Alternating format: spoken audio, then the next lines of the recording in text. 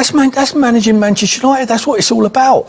He's not coming in there with a blind. I mean, he's not ignorant to that, surely. It's Manchester United. He's coming from Ajax.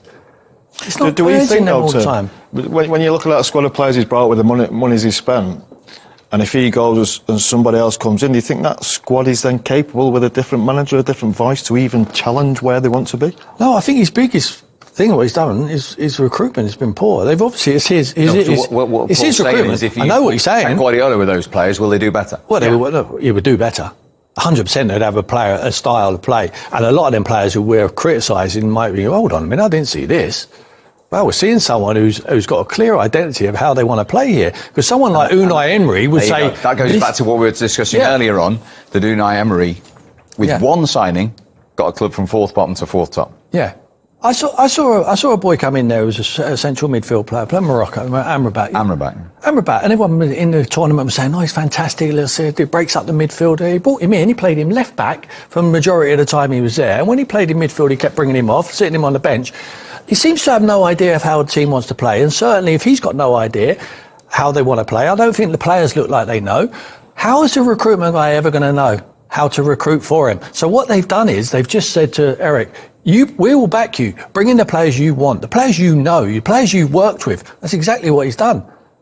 But has that brought them success? No, it hasn't. They've gone backwards.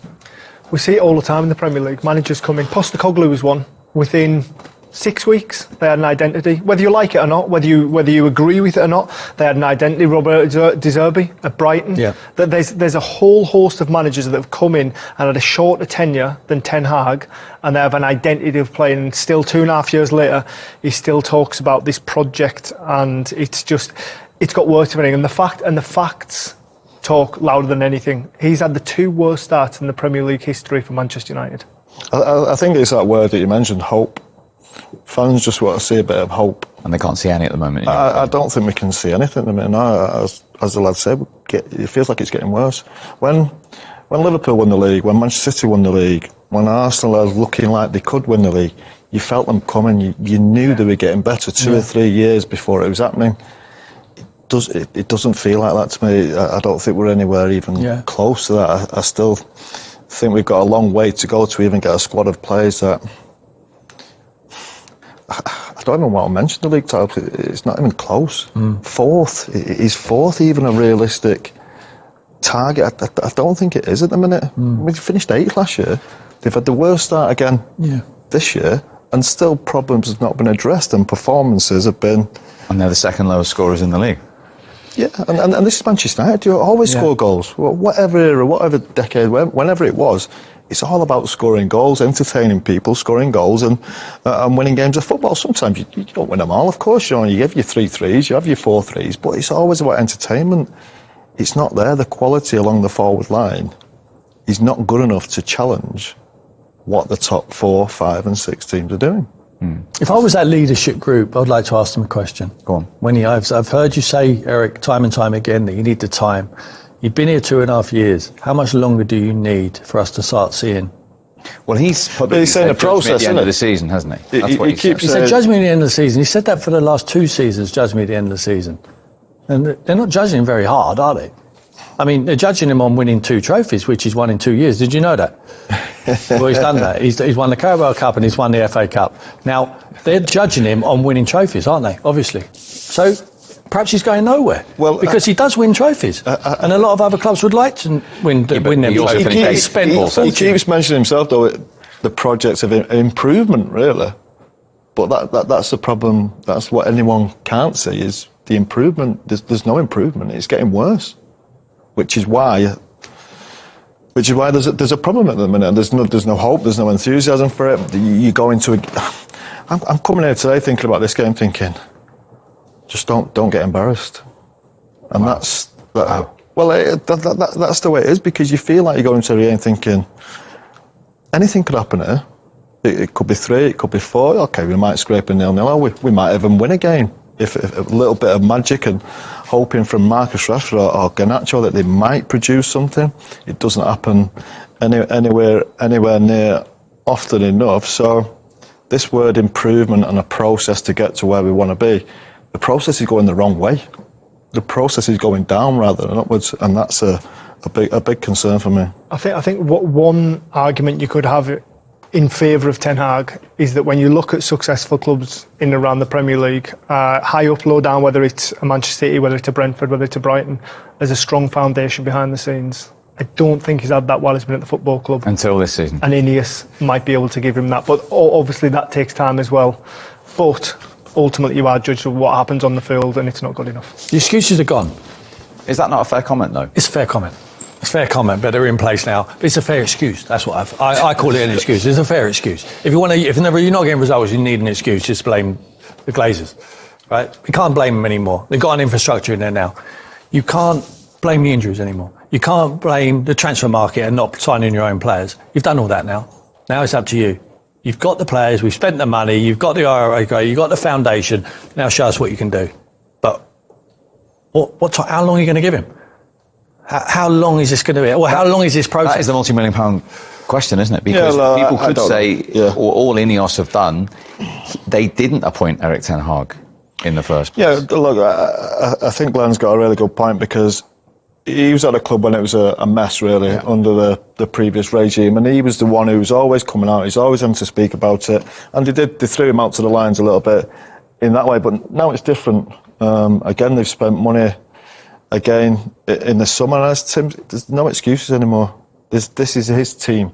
He's made excuses for injuries, which sometimes you can understand, other times you can't, because you spent a lot of money on a squad, and he's running out of excuses. I think even at the start of the season he said, I've got young players.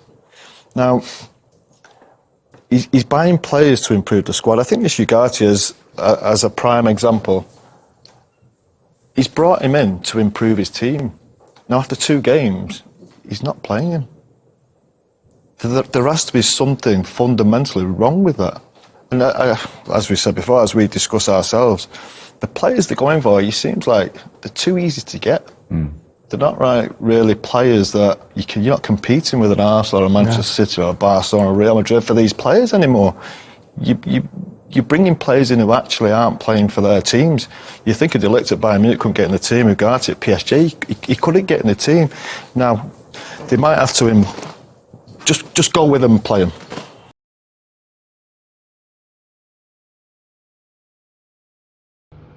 Erik Ten Hag is at the wheels. You know, there are no two ways about that. He's at the wheels as we speak. Manchester United still fumbling goalless at Villa Park against Aston Villa. Villa played in midweek against almighty Bayern Munich and gave everything sweat blood. They were like very, very tired after that game, and you expect Manchester United to take control and take over, take advantage. It never happened. And Erik Ten Hag, you wonder what's going to be his future. We are heading into international break, and usually this is the perfect time for clubs to sack managers. At Manchester United, I can tell you, we'll be debating whether to keep him or whether to sack him. This is the perfect time. Of course, he couldn't win. Maybe if he had won, the story would be different, but he didn't win, and the jury is out again. What's going to happen? Come on, Ten Hag. You know, you are running out of excuses here, man. You cannot keep saying you need more time. One fucking time do you still need 2.5 years? And what kind of time do you need after 2.5 years? That's more than enough. That's more than enough. 2.5 years. That's more than enough. 1 year is enough already for you to put everything in place. I mean, playing style, maybe not personnel, but at least playing style. People will see the progress you are making, the structure in the team, the players playing to instruction. You know, you having good tactics, and then personnel is another thing. But right now, and I agree with the boys, especially Paul Scholes in the studio, there is no hope. There is no improvement. There is no, there is nothing there to show that this team can be better tomorrow. If you have 2.5 years with all the players you've bought, millions, and you still do not have a fucking style, then there is nothing there to talk about. There is nothing else to give you. Honestly, that's the way I see it, man. I'm not a Manchester United fan, but truth is truth. No two ways about that. You know, at Manchester United, he has been able to influence transfers. At least that much is obvious. So you can't say that they haven't given him players that he wanted. They have given him players that he wanted. You know, he took 4 players, his former 4 players from their clubs. Anthony, Delete, Mazraoui, Martinez. 4. If you take 4 players out of that Ajax team, how many remains? 6. And it's like almost 50% of, exactly 40% of the the outfield players. He took them back to Manchester United. Does it mean that there are no other players out there, better players out there? You know, don't sugarcoat this. This man has been giving everything. I mean it. He has been giving time, giving players that he wanted, giving support. Like, what else does he want? It's over. I mean, if I were Manchester United, it's over. Look for another person, another manager, new ideas, new tactics, you know, new everything, and see if that works. Because this is not working. Either he doesn't know what he's doing, or the players are tired of him. It cannot be anything apart from these two. Because I remember his first season, they actually played well. That first season, they actually played very well. And as soon as he had that issue with Ronaldo, everything started crumbling. They started losing consistency in their games. But honestly speaking, I would be surprised if he survives this international break. But if Manchester United keeps him, wow, I'll be speechless. I'll be speechless. I'll be surprised if he survives. And I will be speechless if he's still there. So, oh wow, surprised and speechless. That's the 2 words, because I mean, there is no way you can talk about Erik Ten Hag at Manchester United and think that they haven't given him everything that he needed to be successful, and still that success is not there. So, I mean, forget about the few clubs here and there. Manchester United, they are a big club. They should be fighting for the title, or maybe at least for top 4 consistently. It's not like they do not have money to spend. They have been spending. So, like, what else do you want? What else do you want? You have time, 2.5 years. You have money. You have spent money, and then what are you talking about? You have to leave. You have to leave. It's not working. You're not doing anything. You know, the team is not responding to you. You have to leave. It's over.